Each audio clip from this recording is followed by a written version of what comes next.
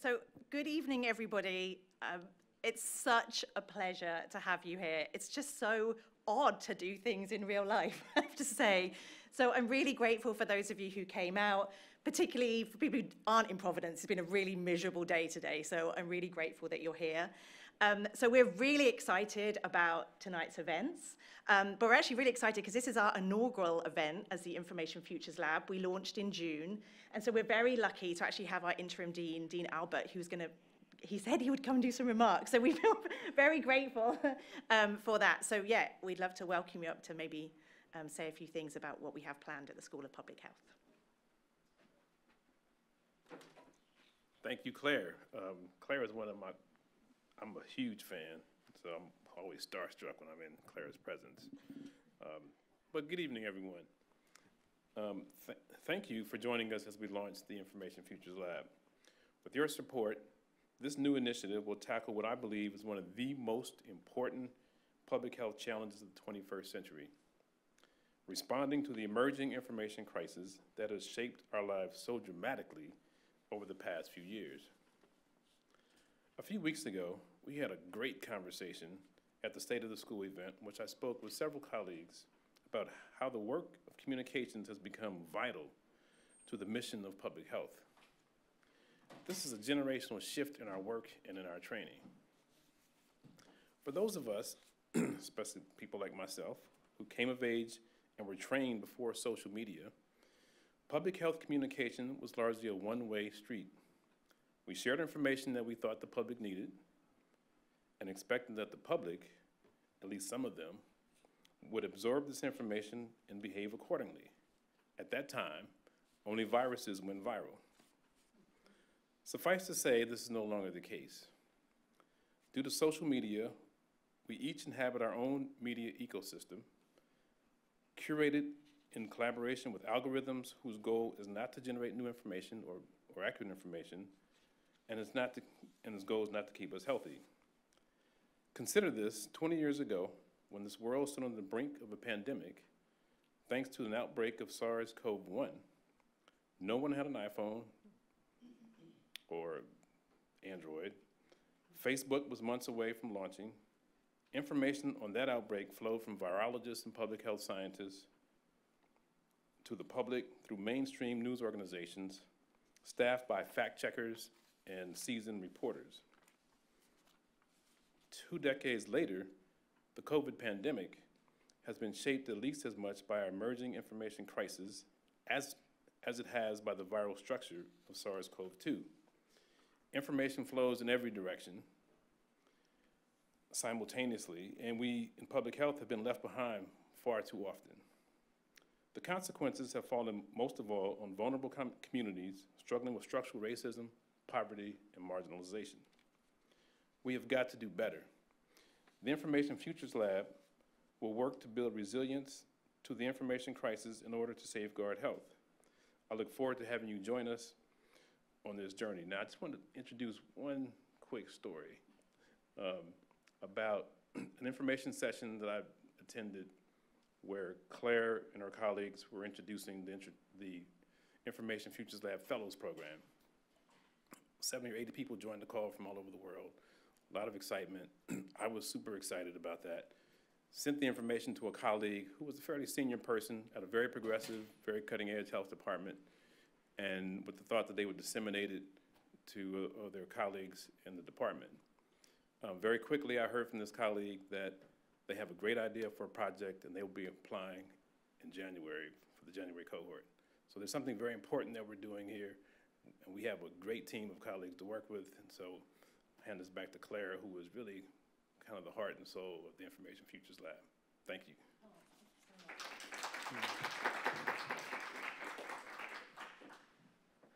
Thank you very much for those comments. And I think it's a reminder too, as we have this conversation, how do we really think about the intersection with public health? And I think from a regulatory perspective, we're always trying to find a way in. And harm, I think through the pandemic, we've seen people think about misinformation differently because of health than we did when people were concerned about disinformation in elections. So thank you for those comments. So we're also co-hosting this event with the Data Science Initiative, and Suresh is here to represent that, but also the Algorithmic Transparency Institute. And so Cameron's here, and I just would love to hear a couple of couple of words from you about why we're working together. Sure. Thank you, Claire, and thank you, Dean. I'm really excited. I want to congratulate you for the launch of the Information Futures Lab. I think it's an exciting new initiative, and we're really excited to be here co-hosting an event that's happened today and will be happening again tomorrow. We were running a workshop that is called Defining Transparency. So I think that the context of this conversation and this question today should really be thought of in the context of transparency and how transparency can help answer this question. When I first saw it, I was a little bit worried that the panelists would look at it, they would say, nope, drop the mic and walk out the door. But I do think that there are some good answers to that question if we think about it in the context of transparency. So I just want to welcome everyone here, and I want to hear the panelists, so let's get started.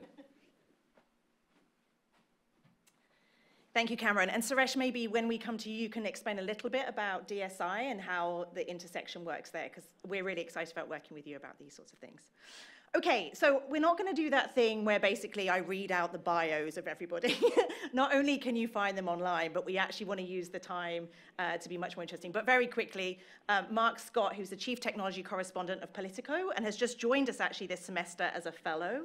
And then Suresh, I'm going to get this wrong, but Suresh Venkasubramanian, who I met actually when you were kind of detailed to the White House to do work with OSTP, who's also a Brown professor, but just somebody who's thinking deeply about questions around bias and AI, and I think adds so much to so many of these conversations. And then Anna-Sophie, who I just met today for the first time, doing amazing work at Ofcom, which is the UK regulator. And Anna-Sophie has already told us so many stories today about the realities of being a regulator and what you can ask, what you get back from the platforms. So I'm hoping we'll get maybe some anecdotes. Sometimes she's like, I can't answer that, Claire. And finally, Rebecca Tromble, who I've known for a long time. Again, first time I've seen Rebecca's legs today, which has been exciting, taking everybody out of the Hollywood squares. But Rebecca has done some of the best work globally on this question of how can platforms share data with researchers safely. So for a long time, platforms have been like, we can't do this. Researchers say we need it, and we've just been in this kind of like holding pattern. But Rebecca recently published this report, which actually creates a roadmap of like, you can do this, and this is how you can do it. So I'm really excited about this star-studded panel, and I said, we'll just go down the line, basically, just with a very short introduction of the work that they're doing today in this space, but also a little bit of like how they got here, because I'm always interested in how people find their way to a particular profession. So maybe I can start with you, Rebecca. Happy to kick things off. First things first, I can say the one disadvantage of being in person for all of these things is that indeed you can see my legs, and I can't do what I refer to as the Zoom mullet, which is business on top, yoga pants on bottom. It's a bit of a disadvantage, but still, I'm really pleased to see everybody in 3 dimensions and to meet a lot of people for the first time that I've admired their work and in some instances been working with closely, but have never had the opportunity to meet. So thank you for the excuse to bring us together. I am director of the Institute for Data Democracy and Politics, as well as an associate professor in the School of Media and Public Affairs at George Washington University. So I'm based in DC, but I am doing the vast majority of the relevant work that we'll talk about today in Europe. And that came about because as a traditional empirical researcher trying to study online platforms and the impacts that they have on political communication in particular, but really, our daily lives, the ways that we interact with one another. I was interacting with various folks at Twitter, at Facebook, and beyond, and they were really promising people like me and my particular research teams the world in terms of how we could partner together, the sorts of information and data that they would share with us. And to be a bit frank, those were promises that got them good headlines. They could announce, oh, we are partnering with these researchers to do these things. And then the lawyers stepped in the room and put an end, right, to any of those big information provision promises that they had made. I was working at Leiden University in the Netherlands at the time. As I told folks today, I was an hour by high-speed train away from Brussels.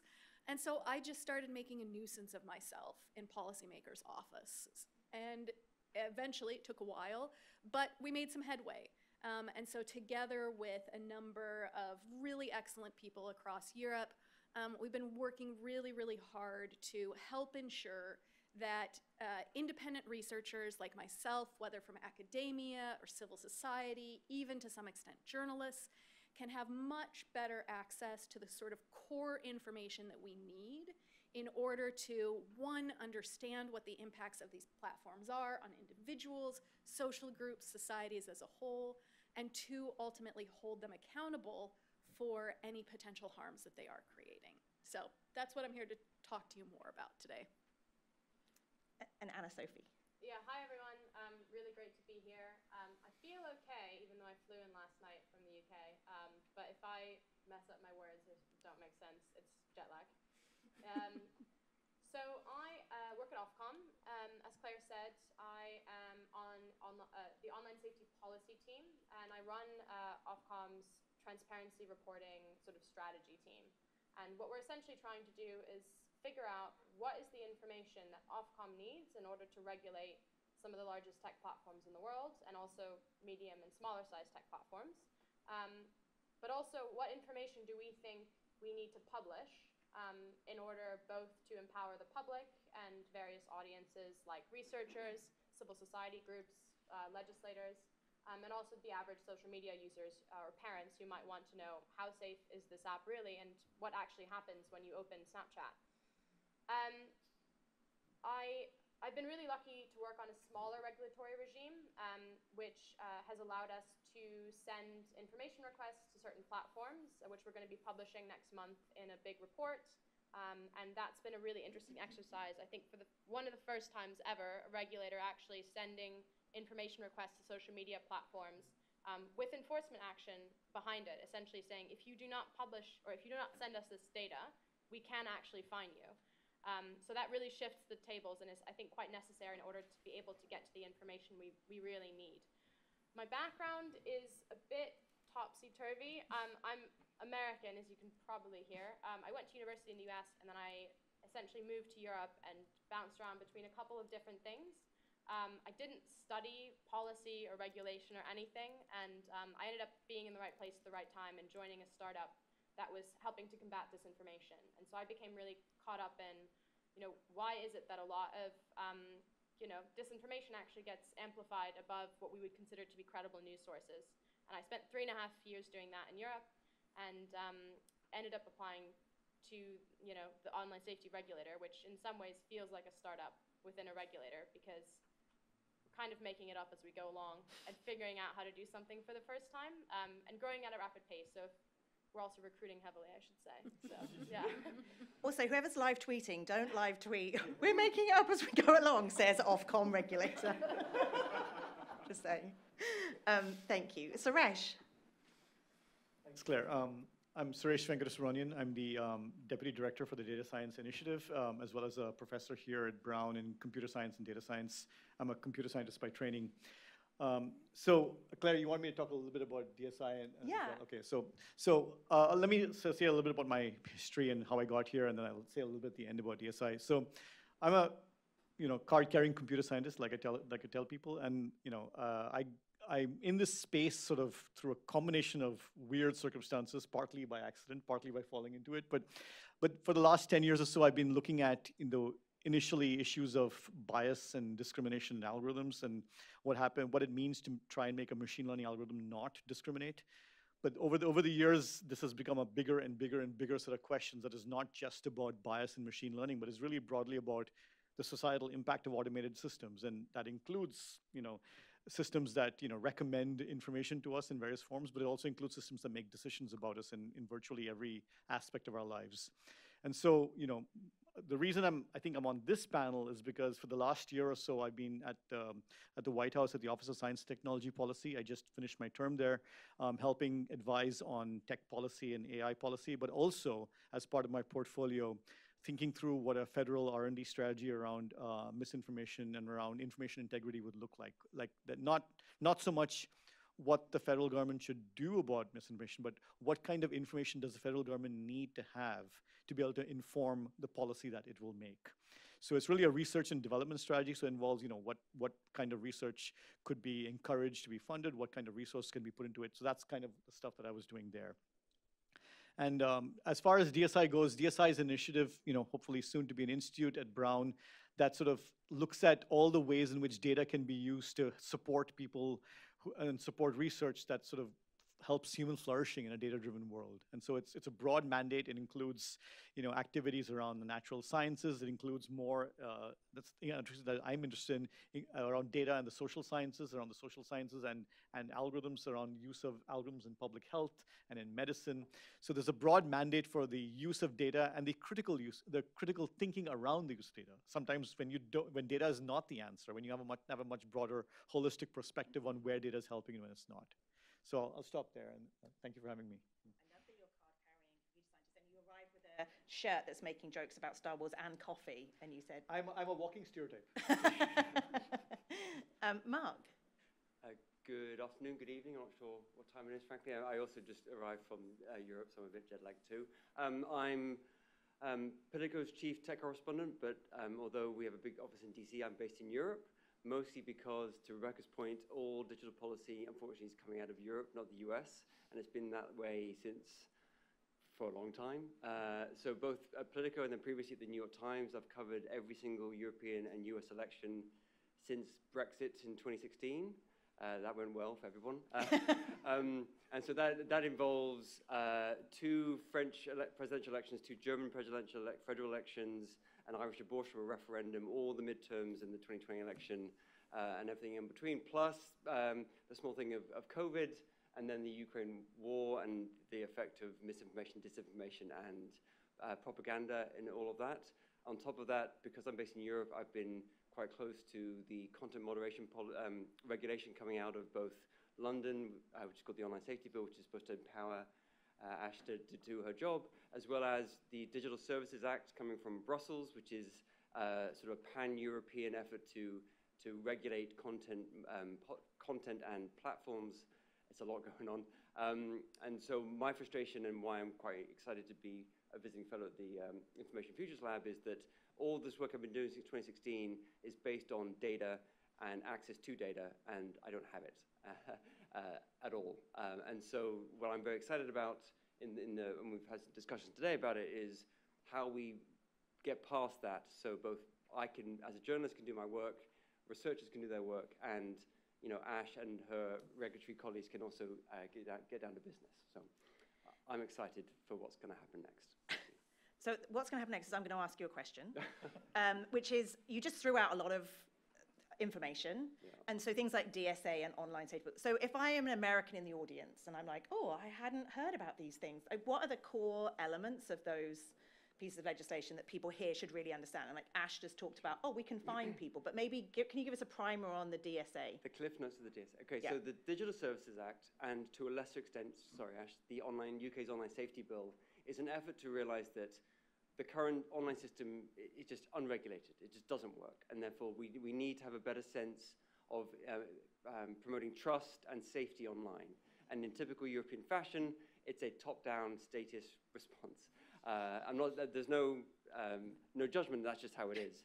And so what the Digital Services Act is trying to do is put together a set of provisions that not only require the platforms, Facebook and even some of the new ones like Telegram, to take a greater responsibility for what is promoted to their users, but also to show their homework. They have to say, okay, well, we've taken X, Y, and Z steps to mitigate harm and risk, and we can show you how we've done that. And so the goal with both the European Union's Digital Services Act and the UK's Online Safety Bill is to create a safer online space by empowering regulators and to a lesser degree journalists and civil society to hold the platforms to account through a variety of yet to be written provisions that say you can do this, you can do that, you can't do this, you can't do that. And so what's really interesting about now is that the European Union have passed their rules. The Brits, for a variety of reasons, also because the Queen just passed away, haven't got there yet, but it's coming. those rules are now set in stone, but the detail hasn't been figured out yet. So what's really interesting about what's going to happen in the next 12, 18 months is all that content moderation policy that's going to come out of Europe is going to get written, and it's going to have a direct effect what happens in the US. Because, like it or not, like we saw with some of the European privacy standards, what happens in Europe just gets exported globally, at least within the West. And so my bet would be that a lot of the things that the Europeans get offered in terms of online safety in the next 12, 18 months are going to be offered here as well. And so if I can build on that, Anna-Sophie, so as a UK regulator, we're not in Europe anymore because of Brexit. So therefore, that's why the UK we're similar to the US in that whatever happens. But how do you regulate for just our little island when fundamentally these are platforms that come out of the US? When you're asking for data, it's just about people who live on the island. Well, I guess the answer to that is we don't ask for data about people. So what we're really interested in is how do these platforms actually operate? And for example, if you were to take the case of misinformation, you know, there's some information we have that exists publicly about how the rules that platforms have towards misinformation. But the big question is, you know, they say that they don't allow certain types of misinformation, and yet it's very easy for people to say, well, you know, I've logged on to this platform and I see it everywhere. And you see lots of articles from journalists or researchers saying, you know, this content is available freely.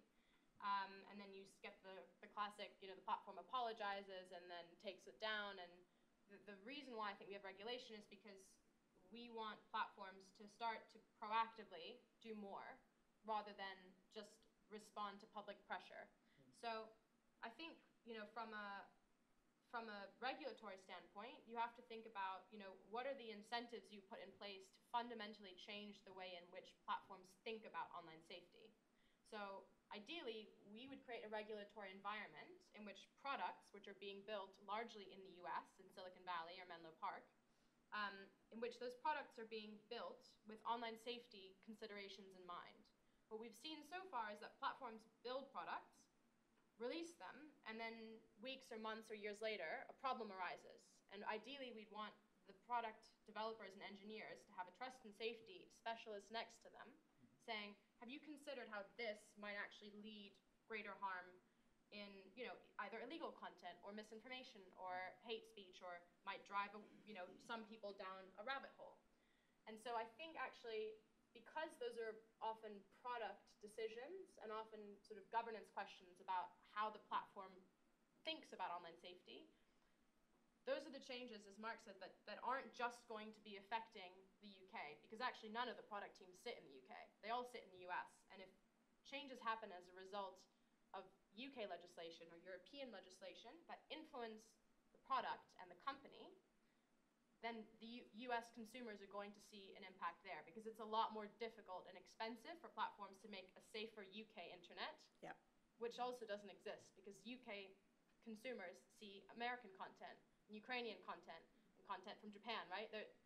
You can't cordon off the internet. So I'm less worried about, you know, creating a world in which just the UK is safe and nowhere else is. But I do think we have a responsibility as well to ask platforms about how they're implementing their policies and building up teams in countries that don't speak English and aren't necessarily in the West and don't have regulatory regimes that are coming in. So I think there are a lot of countries around the world that might be looking at regulation coming out of the West to make sure that those policies are applied in their countries as well. Nobody would know you just got off a plane. Remarkable. I'm starting to flag. I'm like panting. So I just want to get at this, you know, we've obviously the title that was designed to get people to click on an Eventbrite, but so we're talking about misinformation and we're like, oh yeah. Actually, you know, illegal content, which is child sexual abuse imagery or terrorist content, there's more of an understanding and agreement about what that is. Misinformation, there are a lot of platforms that don't actually have misinformation policies and would argue quite rightly, as a society, we don't actually have an agreed upon definition of that. So I'm just going to throw this out, it's not an easy question, but like, how do we regulate something that actually is really slippery? And if I asked all of the people in the audience, probably would come up with different answers. Or I had 10 examples, we'd all say different things about those 10 examples. So how do you start to regulate content when we can't agree on what we mean? So there is a overused saying within the European Commission where they do not want to create the Ministry of Truth, right? And what we saw with the Department of Homeland Security recently, that led to some issues on this side of the US. Do you just want to explain that very briefly, Mark? Yeah, there was an effort to create sort of a governance structure around disinformation, and then that led to a lot of pushback from people on the right of politics saying, well, you're trying to censor us, this is, free speech, First Amendment, and those are, as a journalist, I fully agree. But I think it kind of missed the point.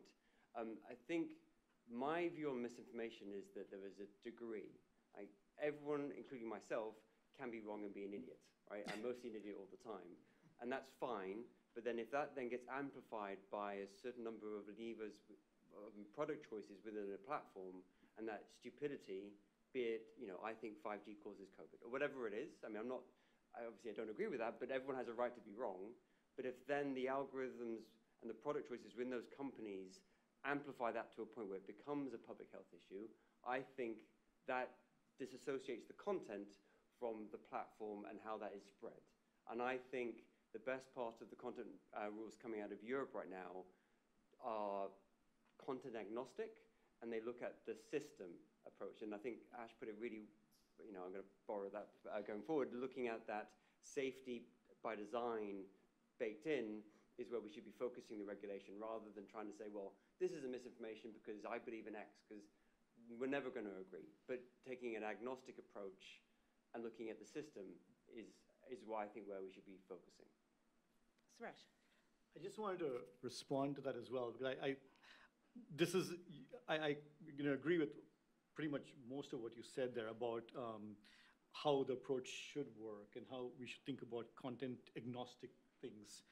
One of the tricky things and this is in the US context, I think, and because is that there is a sort of a view, or at least a set of viewpoints around the idea that algorithmic amplification itself can be viewed as a kind of speech, and that gets caught up not just in First Amendment protections, but Section 230 protections. And maybe I should Yes, can you give us a Section 230 primer? The 23 words that built the internet, there's a whole book on this. It's actually a thing.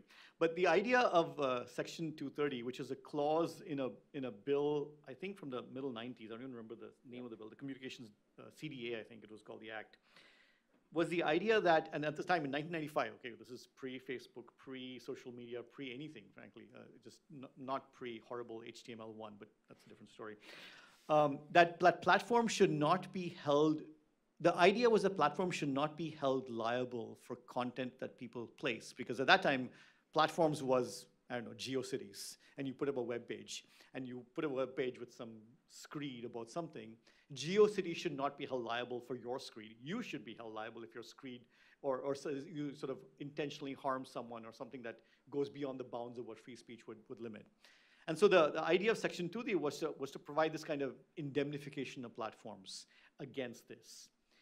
Now you fast forward to 2022, and now you have Facebook, turbocharging content, using amplification techniques. The question of the day, and different people have very different answers to this, is this still a thing where Section 230 should be protecting what platforms? Are they still merely places where people place content? Or is the active amplification of Mark's 5G equals COVID comment doing more than just hosting him and letting him say it? Is it the act of spreading, is it more active? Now, I'm not going to get into the weeds of that argument, but there's a roiling argument about it, and that's what's stymieing, I think, even content agnostic thinking around algorithm amplification, I agree, is a core source of the problem, because of this question of, is the active amplification a form of speech of a kind, and therefore, in the US context, protected more than others? And Suresh, because you've kind of got us there, we started off by talking about what's happening in Europe and the UK. And so there might be people watching like, so why is the US, or appears to be, behind? A, do you think that US regulatory framework is behind? I mean, there's a lot of things bubbling at the state level. Mm-hmm. So I just wondered, what's your take on where the US is in some of these conversations? I'm curious as to what you think, but I'll give my answer first, because I'm sure you're watching from the Ofcom side. The US is behind. It is very, very far behind. Part of it is by, sorry? You could tweet that.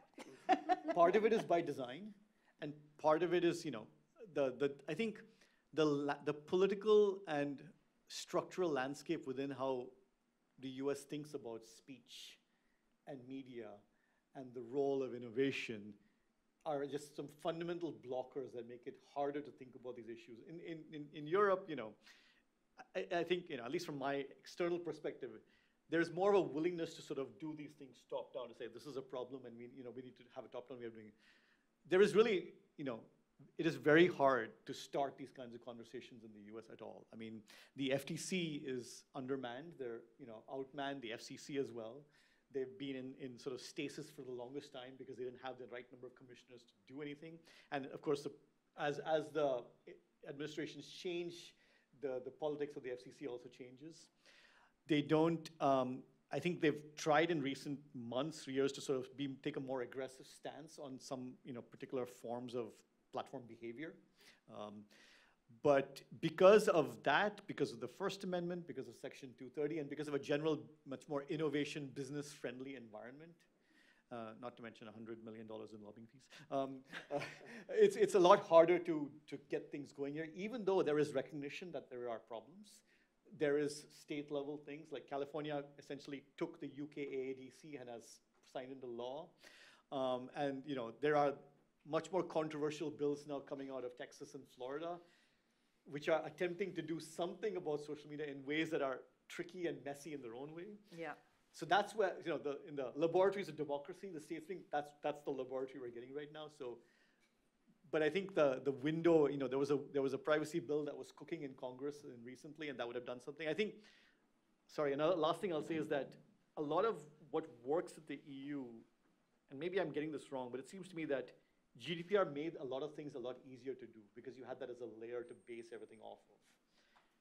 Without even something like that in the US, even though US companies have to comply with GDPR, they don't have to comply within the US. And without that, it sounds like every time you try to start doing something with data, with platforms, you're stuck with the fact that you don't have anything anything like a data protection regulation that many countries have. Yeah. I'll stop there. So thank you for that. And Rebecca, as somebody who has worked in both Europe and now in DC, what's your take on this? My take is unfortunately not particularly optimistic for this side of the ocean. There was a hearing just last week in the Senate where every single person in both parts of the hearing, both in the first part where it was experts testifying and the second part where it was actually platform representatives, to a person said, we need greater transparency as a first step. They all pointed to a particular potential piece of legislation. It's been written, it hasn't even been introduced in either one of the chambers, what's affectionately known as PATA, which is essentially about researcher data access, right? Access to this information that I was talking about at the very beginning, to a person. Everyone said, we need this. I watched that and thought, that's lovely, but I don't think it's going to go anywhere, right? Even having that level of agreement and enthusiasm for one particular piece of legislation, it is just so hard right now to get around, right, the real political barriers that we see day in and day out. But that said, right, I have an incredible amount of optimism because precisely, right, as Ofcom has described for us, anything that happens in the UK and particularly in the EU right now is going to have positive knock-on effects for US users as well. What we're looking at here, what the primary goal is to develop a sort of regulatory system that requires the platforms to kind of reconfigure their basic modus operandi, right? Reconfigure even some of their infrastructural pieces. And anytime they have to do that at that high of a level, it means that it makes the product, it makes the end outcome better for everyone. And just a little anecdote, Rebecca and I were actually on a task force looking at disinformation in Ukraine. And as part of that, we asked all the platforms for data, like a really low-level ask. Yeah. And we didn't hear anything back. We heard back from one platform, Facebook, 4 months later, and they basically admitted to us that they were so busy getting ready for the Digital Services Act in Europe that all of their engineers were working on that and they couldn't possibly help us. But I was like, actually, I don't really care. If you're going to do that, then that's good. So I think that question of how many people they have on which teams, how much they're resourcing it, can only be a good thing. Yeah. But Rebecca, going back to that data point, you're saying you don't think this bill is going to happen. You have done a lot of work on this. What's kind of the top line? There's probably many people here or watching online who are researchers. Like, what's your argument about actually these platforms can give away some of this data safely? Like, talk to us a little bit about your thinking. Let me take a step back to contextualize this a little bit, right? I think we first of all have to answer the question, why is it important for independent researchers to actually access this sort of information? And there, I think we go back to a long history across a number of industries. Take the automotive industry, right, as one example, where there's actually long tradition and policies in place such that, right, these industries have to share basic safety data, right, with regulators, with independent watchdogs, and so on. And that's the only way, right, that we as the public learn about these different safety concerns and harms. It's ultimately why automakers feel pressured to recall and so on. The problem is, right, the basic difference between that type of data and what we're talking about here is that data from the automotive industry or almost any other industry that we could compare this to does not involve individual users, right? They're not sharing data that ties back to a specific driver or passenger in a car. Here, we are always talking about data that ties back to those individual users. And to be frank, right, as someone who absolutely advocates for greater access to precisely these types of data, we have to acknowledge that there is a fundamental trade-off between transparency on the one hand and privacy on the other. And so the question is, how do we find that right balance? And the work that I've been leading as chair of a working group that was set up by the European Digital Media Observatory is to develop a code of conduct. We released the draft code at the end of May that lays out precisely the rules of the road under GDPR, under the world's leading privacy regulation. And what we've shown is that both platforms and researchers, right, can enter into these data access regimes in ways that are legal and, most importantly, are ethical, responsible, and keep the rights and the needs of the users themselves at the heart of considerations. So just to give you a little bit of detail on this, right?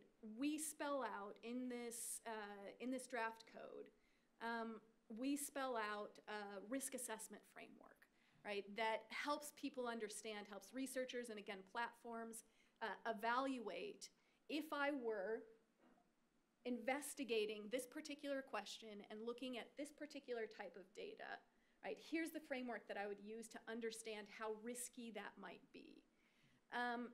Then once you've applied, right, the risk assessment framework, you can categorize the data as low risk, medium risk, high risk. And again, following the strictures of GDPR, but frankly, just good research practice. We lay out a ton of practicalities in terms of if this is low risk, here are the minimum things that researchers have to do. If this is medium risk, here's what researchers and platforms have to do. Here's the sort of mechanism for data sharing that we recommend. If it's high risk, here's how we ratchet it up, right, so that you still can get access to that information because some of the most vital data is the highest risk. It is the riskiest information. But, right, we put all sorts of organizational and technical security features on that to mitigate that risk, reduce it as much as possible. And then it ultimately comes down to holding both the platforms and especially the researchers, right, responsible should there be any abuses of that access. If you're interested, you should Google this report. It's excellent. And also, I failed, because I'm back to doing this, is that there's a hashtag. I totally forgot. So if you want to ask a question, it's hashtag IFL panel. So we're going to open for questions shortly. But so often in these debates, and we had a workshop today, there's multi-stakeholder events, and people come from academia and journalism and public health and different things. But my mum never gets invited. And fundamentally, this impacts everybody. I mean, how do we get people to care? And I think going back to some of these opening comments about even the definition of misinformation, is it that we should just like be thinking about harm as a way to get people to care? Like your uncle was spreading the 5G COVID thing and has caused, like how, I'm just interested in how do we get the public as part of these conversations, and how do we get them to care? Because fundamentally, policymakers are looking to the public to see what the public cares about, and then that's more likely to move the needle. So I wondered if anybody had any thoughts on that. Mark Scott, he's ready. I'm ready. I spend a lot of this time mostly because I want to write for an audience. I'm trying to frame this in some way so people like yourselves will read what I write, for my ego mostly. But I think for me, there's misinformation about misinformation. I think everyone says like, oh yeah, because I've seen something on Facebook, or you know, the Russians are behind this. Well, no. Most of it is just because, again, my basic point: people are stupid. People will put up stupid things. I don't think that's going to help my mum care about this issue. But I think people need to be. But I think we need to be honest about this. That people will always say stupid things. They said it before Facebook. They'll say it after Facebook, and that's fine. But to get people to care, I think, and this is where I struggle, is sort of there is a sort of machine, an industrial complex of social media that is very difficult to understand, and I don't think the average person is going to need to or take the time to, as much as I would like them to, and I spend a lot of my time trying to explain this.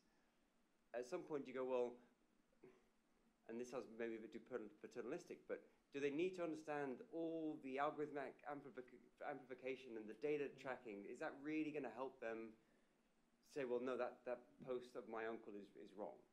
Something that I think we need to be conscious of where the limits are and go, yes, people should pay attention, people should be more aware of this, but we also shouldn't have the bogeyman of like, oh, the Russians are trying to interfere in elections, or there's misinformation everywhere. Well, no. Again, forgive me, people can just be stupid sometimes.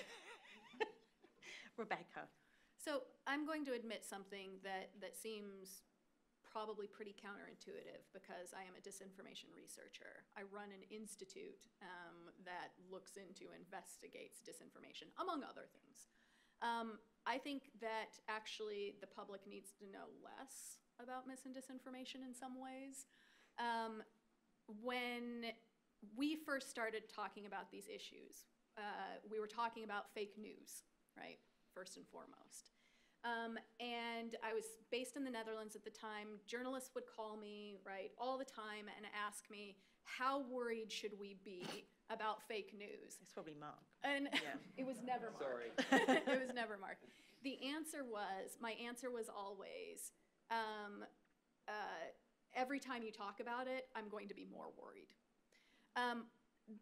That is not to say that mis and disinformation aren't problems.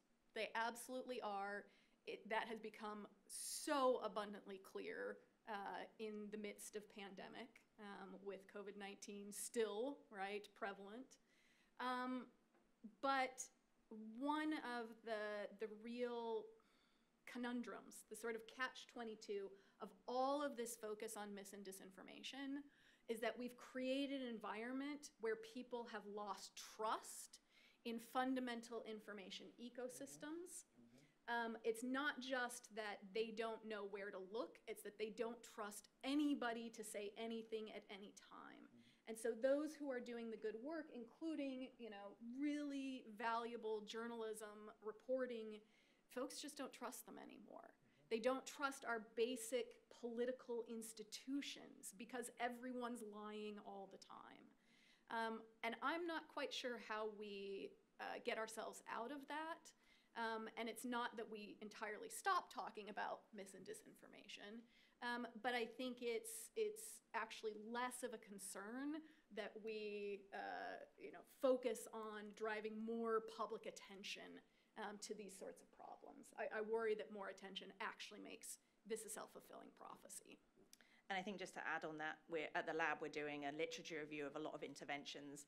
And when you look at some of the media literacy interventions, people get smarter at spotting misinformation, but they also start to become much more critical of trusted news information. Yep. I feel like Mark calling everybody stupid might be playing into the people not trusting journalists. No, I'm calling myself stupid. Oh, no, sorry, everybody else. Suresh. So your question, it sounded to me like could be answered one of two ways, right? So it sounded like you were asking two things: how to get more people into the discussions Yeah. who are not the standard stakeholders, the academics, and Yeah. also how to make people care more. Yeah. So I heard a lot of the answers to maybe the second part, and I wanted to say a bit about the first part as well, right? So one of the things that when we were trying to, well, it's still ongoing, this sort of putting together this report on federal R&D strategy around misinformation. We were trying to understand the different vectors of harms, and there was one particular session I remember very distinctly because it just stuck with me, where we had representatives from actually groups like the AARP, and talking about the harms that seniors are facing in one part of Florida. And the harms are financial harms. That basically the scam that they were encountering was so people basically saying, oh, click on this thing, you'll get this deal, and of course it was a financial scam. It wasn't the traditional kind of misinformation about elections or about health, but it was a specific kind of financial harm that was affecting only them. There was another story we heard about, this, I'm sure all of you know this story, but it was shocking to me, this bird sanctuary at the border in Texas that got caught up in misinformation that implied that they were A, trafficking immigrants, or B, doing sort of sexual trafficking of immigrants. And the protest basically shut down the bird sanctuary just because it happened to be at the border in a town where this controversy was going on. And again, it was a specific vector of harm for a specific entity dealing with that. So these stories, I think, had two values, at least the way I thought about them. Number one, they contextualize the harms in very specific ways that allow you to think not about misinformation broadly, but okay, what do we do about seniors getting scams online? And maybe the solution there looks nothing like the solution anywhere else, but it's something that relates to something that people were concerned about. But it does the opposite also, because I suspect that politicians are much more likely to listen to what to do about our seniors who are getting hit by scams than the broad question of misinformation that sounds like they're being muzzled, at least in the US context. So to me, and I guess that was one way to think about your question, right? There are even if you can't get members of the public to articulate their concerns because it's hard to articulate what is wrong, there have been people on the ground. I remember your presentations, Claire, about looking at what people are doing on the ground, that local, and bringing that local information back up, even if you're doing policy discussion at the top level. That really is helpful here. And I think, going back to public health, when you talk to people about, oh, maybe that person who's pushing an anti-vax sentiment, let's look at their website. Oh, look, they're selling a lot of supplements. Do you think there's a reason that they're pushing that? And then it becomes less about the confirmation bias of why you've believed it in the first place, and you're starting to talk about manipulation. And this isn't quite misinformation, but I want to talk a little bit about getting people to care about the collection of data. So today in our workshop, we were talking about how much data gets collected by the platforms, and then how much platforms infer from that data. So they collect all that stuff from me, but then they're making inferences from the data I've collected. And I sometimes, I teach, in fact, one of my students is here tonight, and sometimes when I talk to students about data collection and tracking, they're like, thing is, Claire, I get really good ads on Instagram. Is that a problem?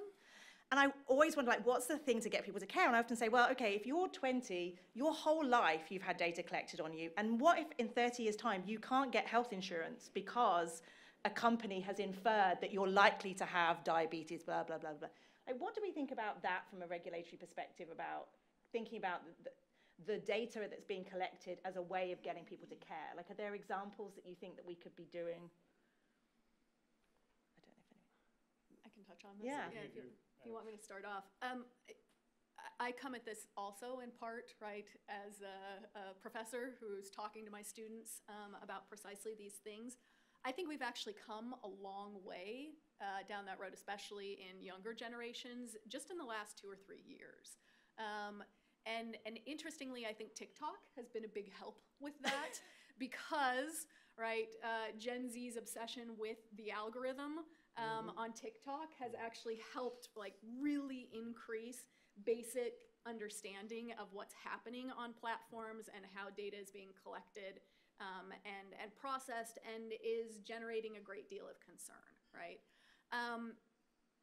That said, I think that there are some really useful and honestly terrifying examples that we can share. I am profoundly disturbed and worried about all of the so-called geofencing activities that are happening with law enforcement, with private companies, essentially knowing where we are at any moment in time. And then when they're trying to figure out, right, what we have been up to, because they have our geographical location and they can trace it in such incredible detail, right, they can figure out essentially what we've been up to at any particular moment in time. And that is being used in really powerful and terrifying ways by state actors, law enforcement actors, and frankly, right, just bad people like stalkers and so on. And I think those sorts of examples can help. I say that though, and it's not that I want, right, everyone to walk around terrified that they're being followed constantly. And so finding that balance between raising awareness and, you know, potentially having that almost kind of backfire effect of getting people so scared of these things that it turns into a unproductive conversation. I'm still trying to figure out where we and how we strike that balance. And it makes me think even about thinking about ethical guidelines and risk assessments for all sorts of organizations. So Brown University has access to everybody's swipe card data, so knows where people are all the time. So there's those questions for almost any institution now about what do we do with that data? How do we use it? How do we not use it? How do we safeguard it? So it just is partly living in 2022. But Mark, you wanted to say something? I think it comes down to concrete examples. So, you know, I have no problem with people wanting more targeted ads on Instagram. That is a choice that he or she's going to make. Okay, I disagree, but do what you want.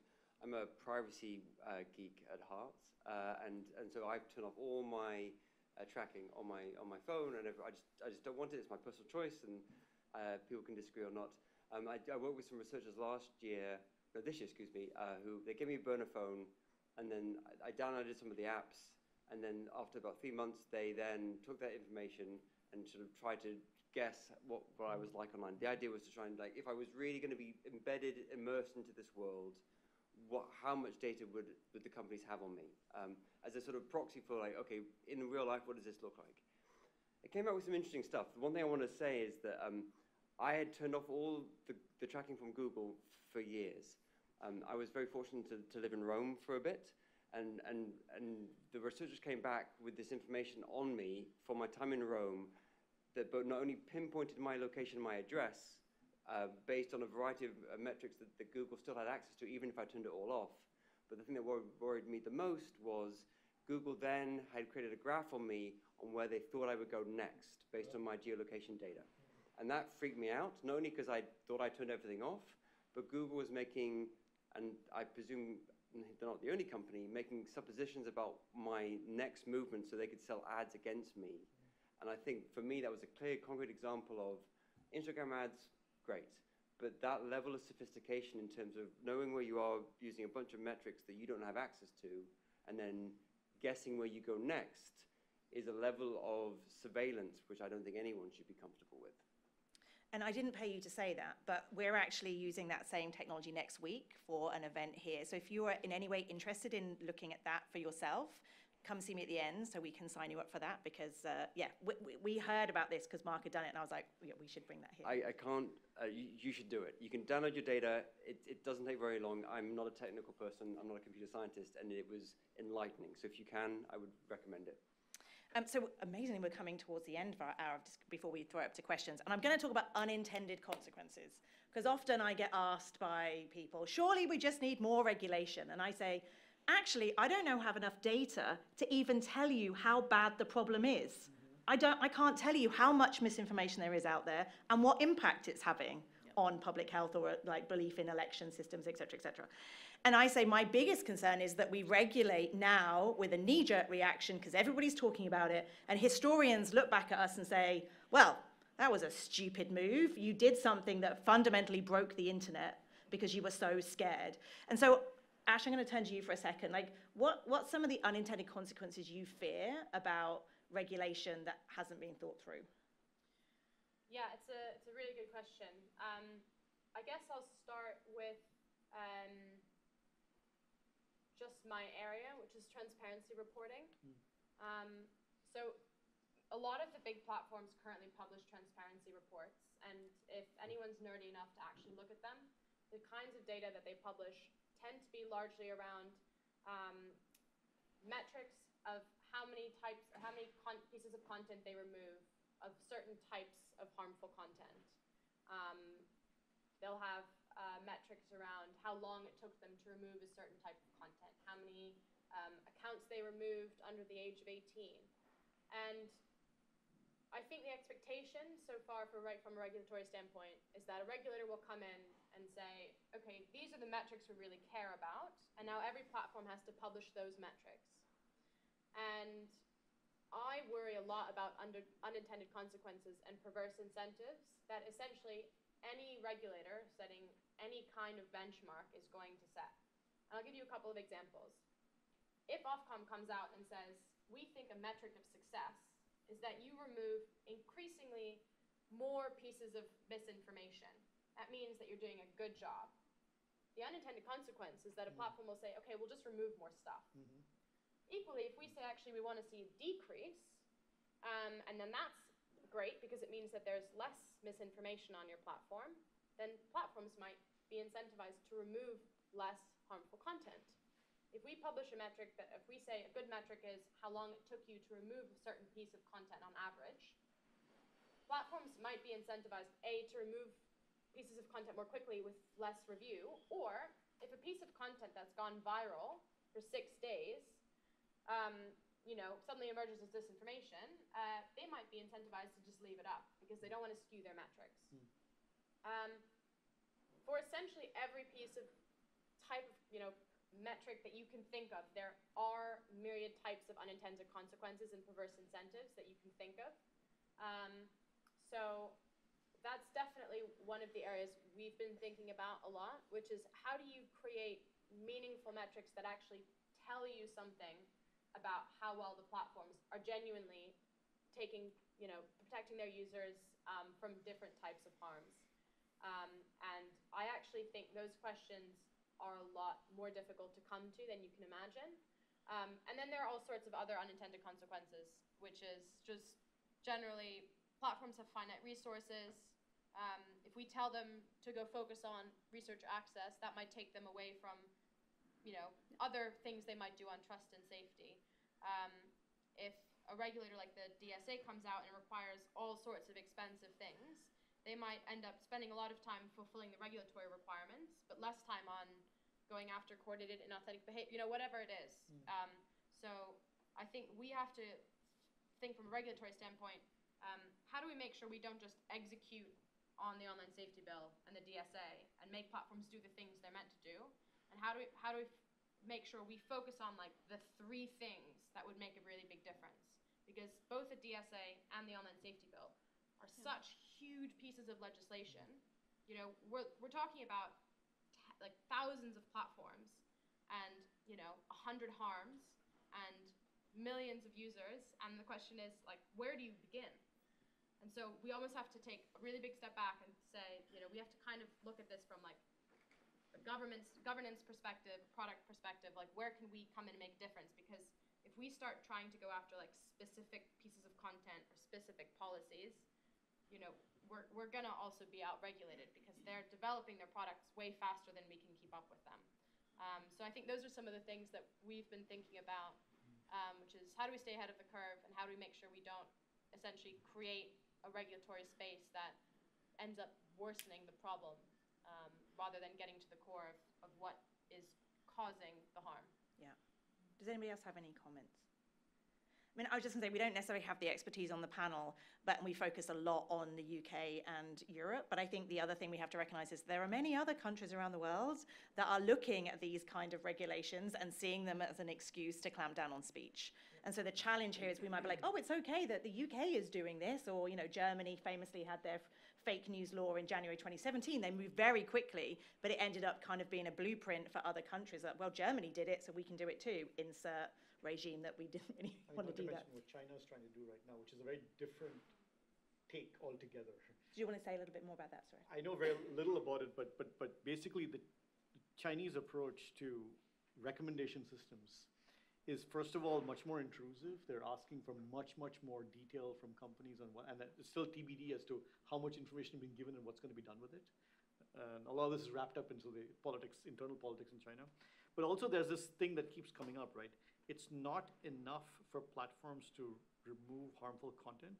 They must promote beneficial content again. So that's a whole other dimension that is different from anything that you'd see in the EU or even remotely in the US. But it's a whole, and how that's going to play out, again, remains to be seen. Yeah.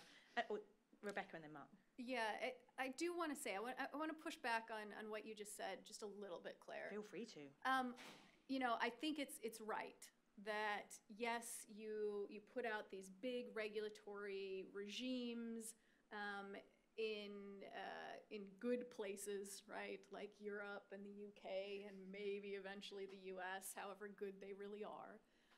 And that the bad actors, right, the repressive states step forward and use those things as excuses, saying this is a model. You know what? They're going to do that thing anyway.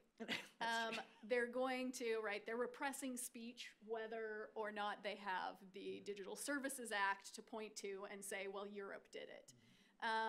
And to be honest, they're not actually doing what the Digital Services Act or, right, the online harms bills are doing any of that.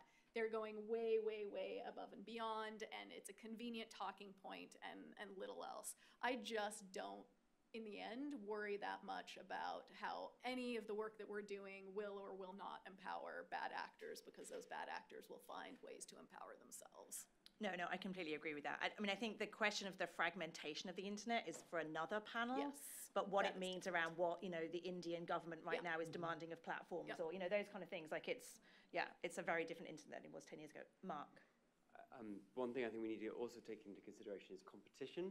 We've talked about online content, we've talked a little bit about privacy, but there is a space right now where there are 5 to 7 gatekeepers, at least in the Western-style non-Chinese internet. And therefore, what we saw with the European privacy regime, which became the global de facto, was that because the regulatory costs were so high, it baked in existing corporate structures to give Google, Facebook, and everyone else, basically they cemented their power because of the regulation. And I look at the EU DSA and the UK's online safety bill, and there's, as Hash said, there's a lot in there, like a lot. And therefore, if we're looking to incentivize competition and maybe allow other social media platforms and other to flourish, how do you do it so everyone is kept safe to a certain level, but you allow startups with 5 people to have fewer regulatory burdens than Meta does? Because then, if everyone has to say the same level of safety and regulatory oversight, you end up with nothing changing. Yeah. And I can speak to this a tiny bit. So we're currently regulating a group of 18 video sharing platforms in the UK under a narrower regime that's carried over from some EU directives. So that's one last thing we brought over right around the time of Brexit. And there's some big names in there, TikTok, Snap, Vimeo, Twitch, OnlyFans. And then there are some platforms you'll have never heard of, like the Sponsor Hub and Curio and Reveal Me. And these are platforms that oftentimes have like 2 or 3 employees. And so one of the things we've had to think about as we regulate them, as we set up meetings, send information requests, publish data, how do we take into account proportionality in how we do that? And proportionality, I'd say, and I'm going to sound like a regulator, but proportionality is at the heart of everything we do, because we have to take into this competition, the transparency reporting requirements, for example, are only going to apply to the largest platforms. So smaller platforms do not have to publish any data. They have actually only one thing they really need to do, which is their illegal content risk assessment. And they don't have to publish that anywhere. So what we consider to be the long tail, most of the platforms that have like 5 or 10 employees, nothing's really going to change, except they might have to do a risk assessment once a year where they have to essentially check, is there a risk of CSAM or terrorist content on my platform? The responsibilities ramp up a lot when you get to medium-sized and larger platforms. And I think that's right. And so when we sent out our information requests, we sent the most questions to TikTok. And some of the smaller platforms only got very few questions. And we wouldn't necessarily push back on those smaller platforms when they said, we don't actually have that system in place. We don't collect that data. We don't currently track that safety feature. because we think that's pretty fair, and the cost of requiring them to implement that measure might be more than they make in revenue that year. So we always have to think about that, the proportionality standpoint. I think that is probably one of the most important things for us to consider as we, even with some of the larger platforms, transparency reporting can be really, really expensive. So also prioritizing what information we get them to publish is actually one of the things we've been working on. I'm going to go to Suresh for a second, but we're going to open to questions. So if anybody has a question, old school, can you come and stand at the mic? There are people in chat over here, but Suresh. Yeah, I wanted to just add a layer of, I think, complication. Great. It's not complicated already, right? More research needed. On the not more research, but on the competition angle, right? So I'm personally quite happy that there isn't interoperability with Truth Social or with Gab. This does not grieve me too much. Do you just want to explain that for a second? Well, so Truth Social is the social network that was created by former President Trump to sort of transmit to his supporters once he got banned from Twitter. Gab was a network that was created around the time, a little bit before Jan 6th, but around that time, that was, for a while implicated in, or at least allegedly implicated in sort of support and pushing out information that maybe have helped the Jan 6th sort of organization, and was taken down from platforms for a while, now is back up again, because they have now checks and balances in place that they said will keep the conversations in check there. So on the one hand, I think interoperability or sort of competition or increasing the ability for smaller platforms is good.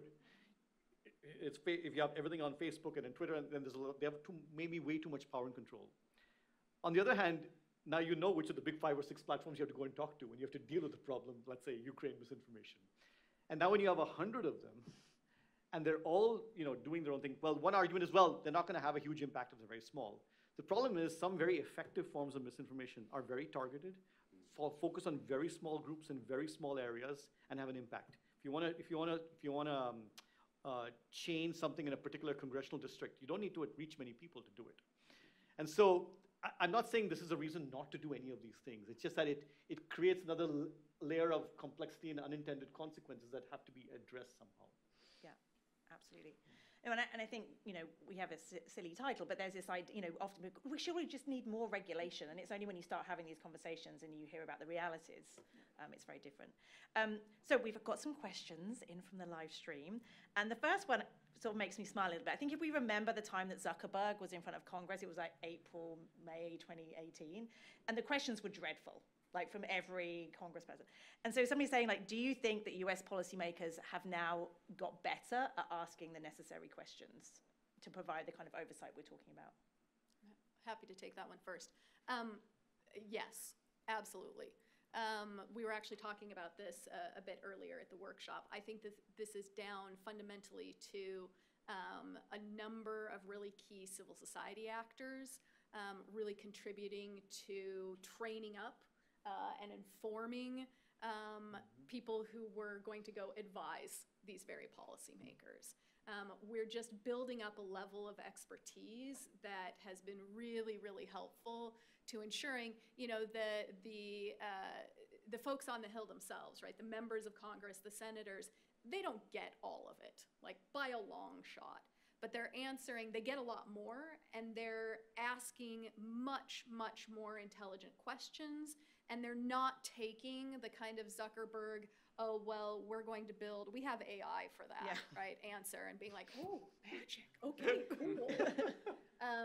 That is no longer the both starting and finishing point for those conversations. So the thing that I am most optimistic about in terms of the overall regulatory landscape in the US is if we can get around some of the current hurdles that are created by the political environment, we have a group of legislators, we're seeing much more expertise in the executive as well, that we can potentially really move on some of these things in productive ways. A question from the floor. Can I just plus one Oh, Rebecca's point and add another point? I mean, I completely agree with everything that you just said about the increased level of expertise. And I think that I have lost my train of thought. Yeah, I'm not even jet lagged, so go ahead. Maybe I'll come back to it.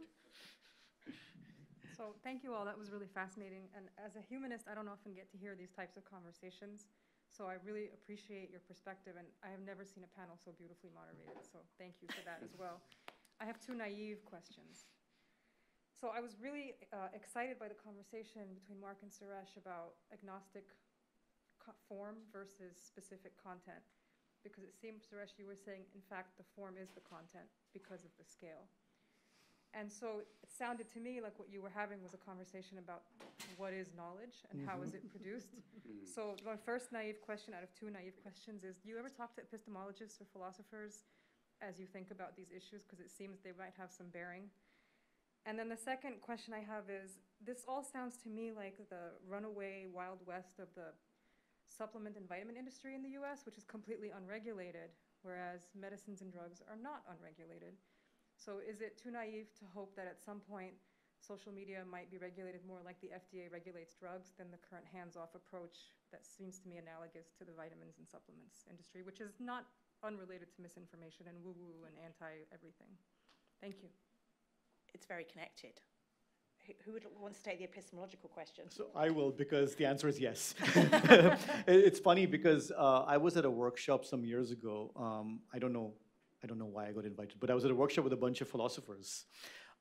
We were talking about, it was in the context of AI, but it was about AI and about explanations about how to understand what is coming out of an algorithm. And that's when I first was exposed to sort of it wasn't the first time, but it was where I was supposed to practicing epistemologist, thinking about the nature of knowledge, nature of belief, what it means, I heard the term the extended brain, right? When, I don't know the answer, but I'm sure I can Google it in 5 minutes. So in some sense, Google has become my extended brain. But what does that mean? Because now it's not my brain, it's Google's brain. It's our brain collectively. And those kinds of discussions, they were fascinating. And I actually ended up writing a couple of papers with some epistemologists on related topics as a result of that. It's definitely very relevant to these conversations. So thank you for mentioning that. Oh, sorry, Mark. No, you go ahead, please. Well, so that was like probably one of the most interesting questions I've ever heard. And I wish we were forced to think about that more. I probably approach regulation with more of a philosophical hat on than most, mainly because I think when we think about regulation, especially about something like misinformation, I think there's a pretty big question we have to ask ourselves, which is the point of regulation to essentially make sure that people who want to go on alternative sites like Gab and Parler and Truth Social can't do that, and that those sites get shut down, that adults who are technically allowed to go and say whatever they want, that should we try to restrict them from accessing that type of content and regulate spaces that are dedicated to misinformation? Or are we trying to protect the average mom of 4 living in Arizona who's going about her day on Facebook and gets recommended an anti-vax group? And to me, I think the first conundrum cannot be solved and should not be solved through regulation, because that to me does seem a bit like Ministry of Truth, government clamping down on what people want to say online, shutting down forums because they're wrong. The other question, which is like, do we want to make sure that average people who don't want to find this content or aren't necessarily looking for it, aren't getting actively recommended to it? That seems to me the bigger focus, and I think the same thing is true for search engines. So I've recently started leading our thinking around search, and the question there is very similar, which is if people want to find illegal content on search engines, is the point of our regulation to try to prevent them from doing so? And are we ever going to succeed? Because people who want to find that content can pretty much find it no matter what. Or do we want to make sure that the average person making pretty normal searches isn't going to come across child sex abuse material or terrorist content or, illegal hate speech or whatever it is? And I think it's really important for regulators to think about those philosophical questions, in large part because it helps to focus the brain on like, where can we make a difference? Because if we do try to shut down some of those smaller forums, we may actually be wasting our time and kind of going in the wrong direction. Can I take the second question? Yes. So I'm going to take off my very cynical journalistic hat and be an optimist for once. I think that FDA model is coming. Right? We are living, as you say, in the Wild West of social media. That era is over. The platforms, and it's not just Meta, would like some sort of so-called co-regulatory model where they are in the room helping to set the rules.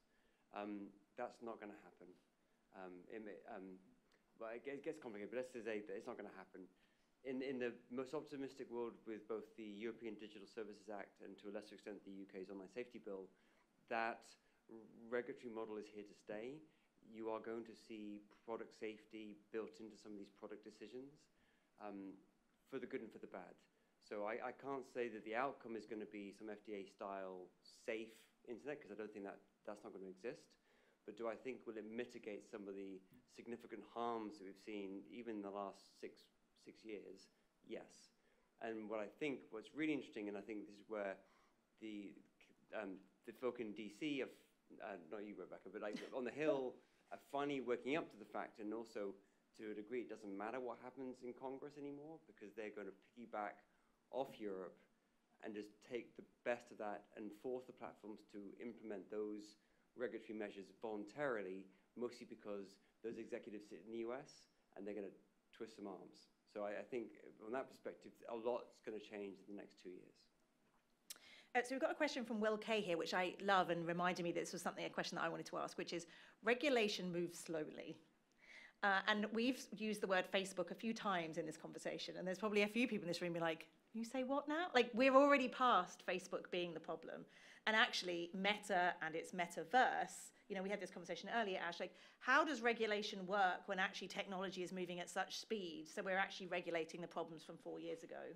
And actually, Will's talking about, education moves much more rapidly. Like, should we actually be thinking about enforcement of education principles as a form of regulation? So anyway, I'm just interested in some, well, Will is, and I am too. Okay, hi Will, I know who you are.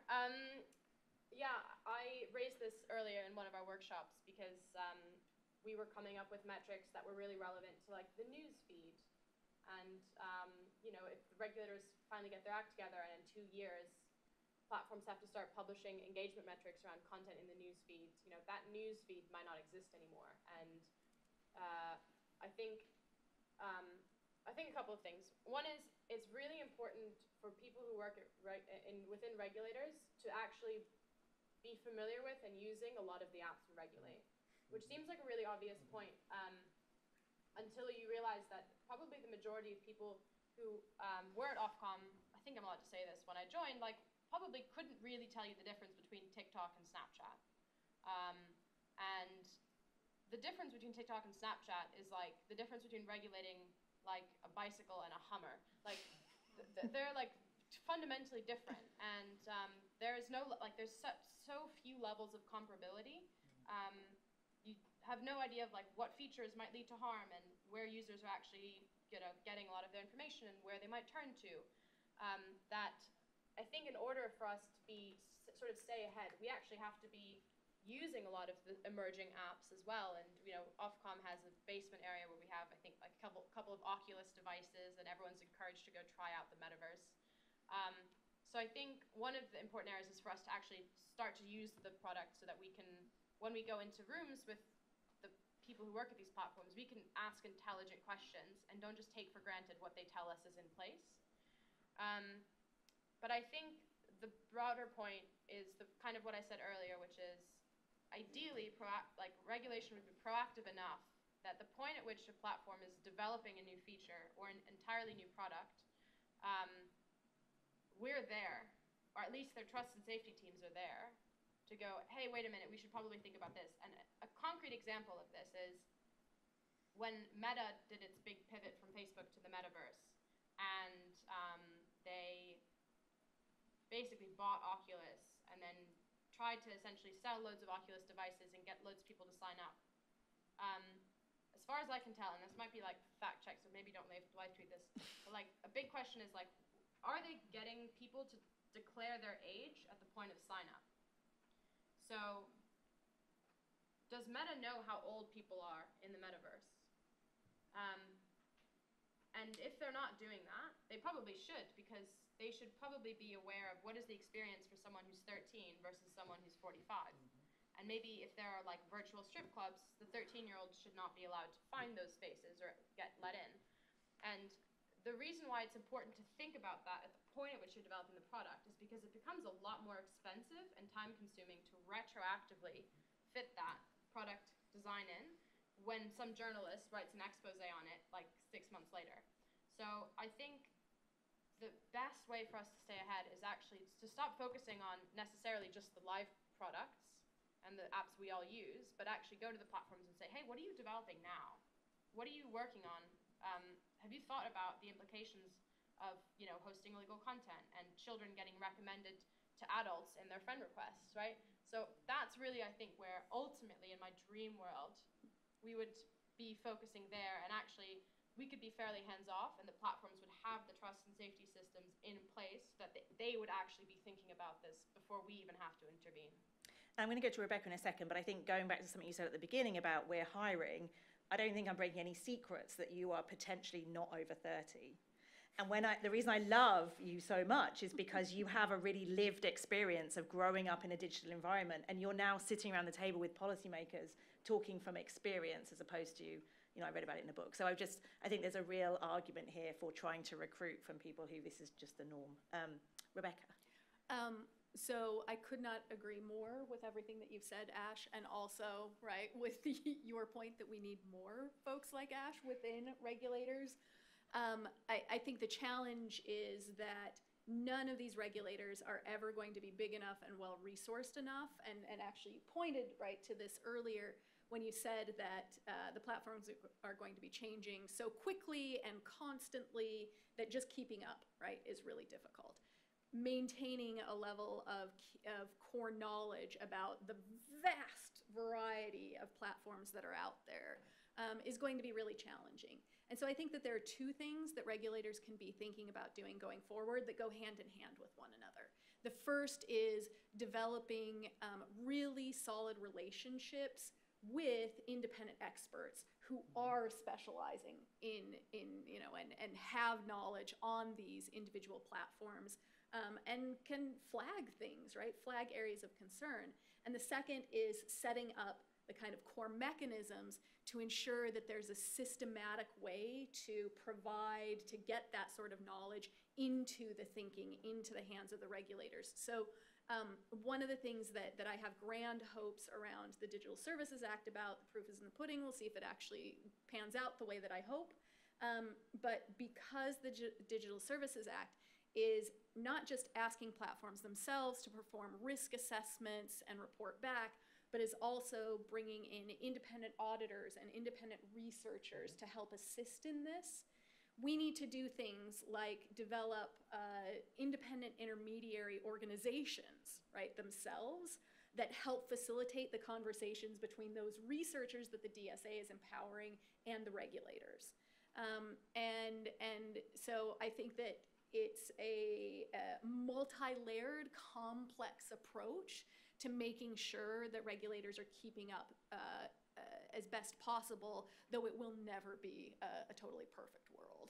No, I totally agree. And it makes me think, going back to, we're seated in a school of public health. We have a Centre for Digital Health, and we talk a lot about mental health, or talk about gun violence, and the thing, like, what's the combination of having experts from public health talking about this and ensuring, because they're often, people that I'm now meeting in public health are often not in these kind of conversations about regulation. So I think there's also expertise in just harm and harm reduction and what's happening, just taking public health as an example.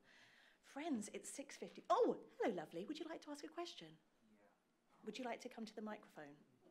Do I have a choice? Not really, no. Hi, thank you for being here.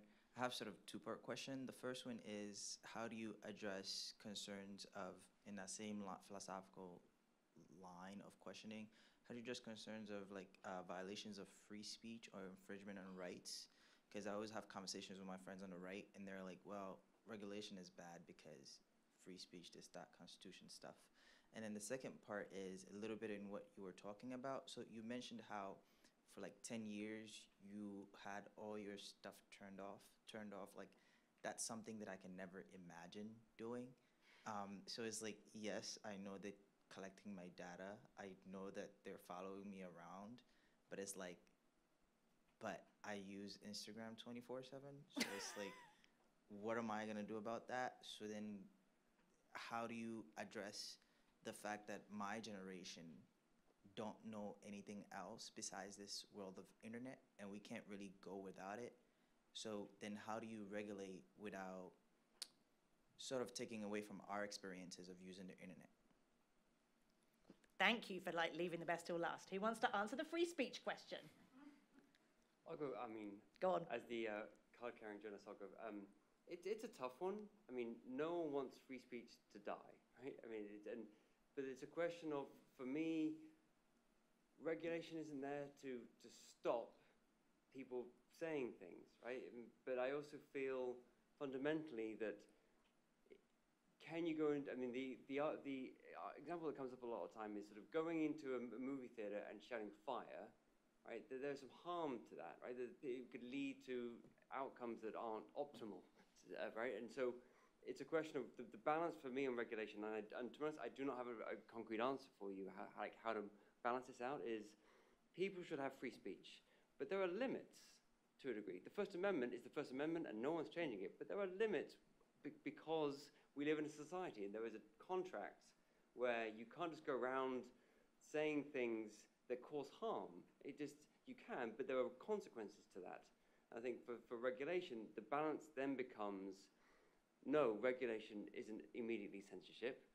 You know, regulation can also be beneficial. No one is saying the seatbelts on the car, you know, that came from regulation, but that is a material benefit to society. So as much as the left may be wrong, the right may be wrong, I think we need to have a clear discussion about what the regulation is for, and this is not about Ministry of Truth, this is not about limiting free speech, it's trying to create a safer society, and that is a contract between you as a social media user and your friends, and we all need to be adults in the room and say, maybe if we just turn it back a little bit, we can create a safer, more pluralistic and open online society that benefits everybody.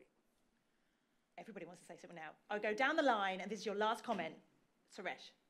So I guess I have an answer that I think ties together two different threads of what you're asking. Right? You're talking about free speech, and you're talking about Instagram and your 24/7 life on Instagram, which I don't know if you're recording right now, but okay. So on the free speech question, first of all, I would tell your friends on the right that they should actually read First Amendment doctrine. There are plenty of restrictions on the First Amendment, which, you know, to the extent that the First Amendment is relevant here. Now, the First Amendment is relevant for government sort of regulation of speech. The concept of free speech is a much broader concept that isn't there. That's one thing. And secondly, even the First Amendment, there is a line around actual incitement to harm, right? And there's a line that gets crossed at that point when there's a determination that's actually called led to harm. Which brings me to your second point about, you know, you can't imagine turning your collection processes off. You like having access to your maps and where have you been and so on. If you change that title to, can regulation solve the harms of misinformation? You probably might get a lot more people saying yes than with it right now. And I keep thinking that, you know, the answer to both your question about the speech and about the problems of data collection, it's not the act of speech itself. It's not the misinformation. It's not the, you know, I have a right to be an idiot in public thing itself, which I frequently do. But it's more like, what is the harm? Can you address what's happening at the point of harm, right? The scam, the financial scam itself is not the problem so much as the fact that someone loses money because of the financial scam. If people are going around shouting about, you know, some ivermectin and no one was taking it, it would be a very different situation, people actually taking the drug and falling sick or dying from it. So I think in terms of harm, and in terms of data collection, it's not the collection so much per se as the fact that it gets used and gets inferred and models get built and then inferences get made and geofencing is done. Those are the harms. And I like, you know, at least to stop myself being totally confused about these topics, I like to think about that. It helps anchor me a bit more in what the concerns are. And so that's how I think about both the issues of speech, where's the harm, and the issue of data, where's the harm.